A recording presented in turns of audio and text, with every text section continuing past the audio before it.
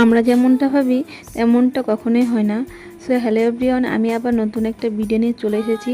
তো আমি এই কথাটা বললাম কেন বলো তো, আজকে একটু সকাল সকাল উঠেছিলাম। সকালে ওঠার কারণ হচ্ছে আমার শাশুড়ি মা আমাকে ডেকে উঠিয়েছিল, কারণ হচ্ছে আমার পিসি শাশুড়ির শরীরটা খুব খারাপ। এই জন্যই বলি, মানে এই কথাটা বললাম যে মানুষের শরীর কখনো বলে করে খারাপ হয় না, আর মানুষ কখনো চায় না যে নিজের শরীরটা খারাপ হোক। তো যাই হোক, ভাগ্যক্রমে মানুষের শরীর খারাপ করে। তো যাই হোক, সকালবেলা উঠে নিজের যেসব কাজ থাকে সেগুলো করছিলাম, আর বাবুকে রেডি করে দিচ্ছিলাম। আর আমি না আগে ভেবে রেখেছিলাম, মানে কালকে ভেবে রেখেছিলাম যে আজকে বুধবার, তো বর বাড়িতে থাকবে, তো তার সঙ্গে অনেকটা টাইম কাটানো যাবে। যাই হোক, কিছু একটা বানানো যাবে, তার জন্য স্পেশাল হোক আমাদের জন্য, বাবুর জন্য। তো তেমন কিছুই হয়নি। সকালবেলা শাশুড়ি মা পিসি শাশুড়িকে দেখতে গেছে, আর এদিকে আমি বাড়িতে রান্নাবাড়ি করেছিলাম।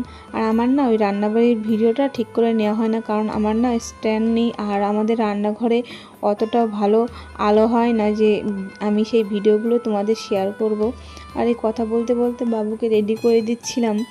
আর এই যে বাবুকে রেডি করে দিয়ে ওর বাবার সঙ্গে ওকে স্কুলে পাঠিয়ে দিয়েছিলাম।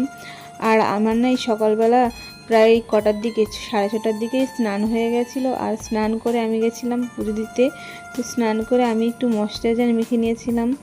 আর আমি না বিয়ের আগে কোনো দিন এসব মুখে মাখতাম না, তো এখন অনেক কিছু ইউজ করি। আর আমি কোনো দিন না বিয়ের আগে সাজতামও না তেমন একটা। হয়তো ওই মেয়েদের পরতো না কালো টিপ, আর একটু সামান্য লিপস্টিক, আর একটু চোখে কাজল। তো বিয়ের পরে অনেক কিছু চেঞ্জ হয় মেয়েদের, অন্তত আমার মতো মেয়েদের অনেক কিছু চেঞ্জ হয়।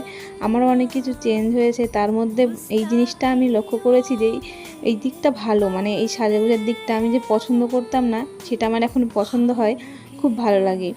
আর মেয়েদের না নতুন নতুন জিনিস পড়তে ভালো লাগে, তেমন আমারও নতুন নতুন জিনিস পড়তে ভালো লাগে।